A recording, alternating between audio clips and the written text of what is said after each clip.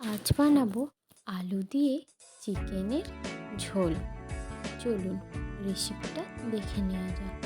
এখানে আমি কড়াই বসিয়ে সাদা তেল গরম করে দিয়ে দেব আগে থেকে কেটে রাখা আলু। তাতে দিয়ে দেবো 1 চা চামচ লবণ আর 1 চা চামচ হলুদের গুঁড়ো দিয়ে ভালো করে নেড়ে চেড়ে লাল লাল করে আলুগুলোকে ভেজে নেব।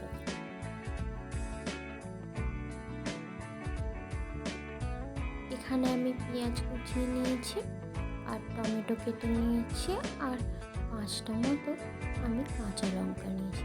এখানে মাংস আছে 1.5 কেজির মতো।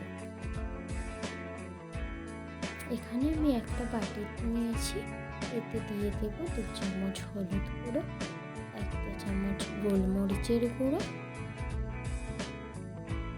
1 চা চামচ গোলমরিচ গুঁড়ো, 2 চা চামচ লাল লঙ্কার গুঁড়ো, দিয়ে দেব 1 চা চামচ জিরে গুঁড়ো আর দেব 1 চা চামচ ধনে গুঁড়ো আর দেব 1 চা চামচ মতো লাল কাশ্মীরি লঙ্কার গুঁড়ো দিয়ে সামান্য জল দিয়ে আমি মশলাটা ভিজিয়ে রাখবো। এখানে আমার আলু ভাজা হয়ে গেছে, আমি আলুগুলো তুলে নেব।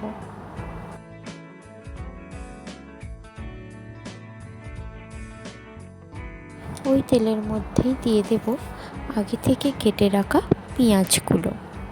পেঁয়াজগুলো ভালো করে ভেজে নেব। আমি 1 চা চামচ লবণ দিয়ে পেঁয়াজটাকে একটু ব্রাউন করে ভেজে নেব।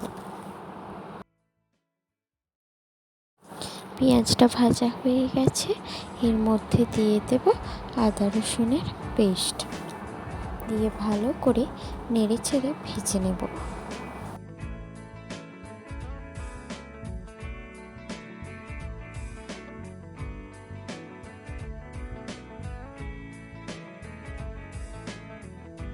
দিয়ে দেব আগে থেকে কেটে রাখা টমেটো আর কয়েকটা কাঁচা লঙ্কা দিয়ে ভালো করে মিশিয়ে আমি ভেজে নেব।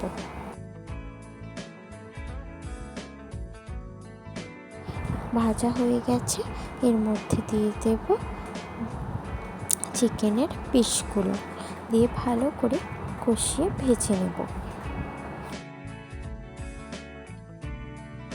একটু ভাজা হয়ে গেছে, এর মধ্যে আমি মশলাটা দিয়ে কষিয়ে নেব।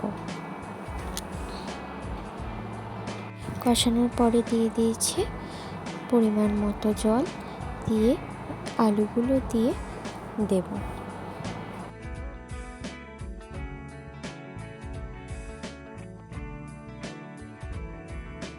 আলুগুলো দিয়ে ভালো করে মিশিয়ে নেব।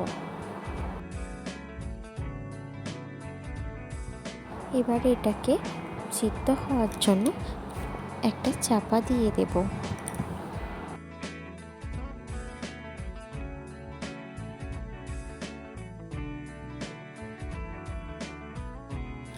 কয়েক মিনিট পর চাপা খুলে দেখে নেব আলু সিদ্ধ হয়েছে কিনা আর মাংস সিদ্ধ হয়ে গেছে। আমি এর মধ্যে 1 চা চামচ গরম মশলা দিয়ে দিয়েছি।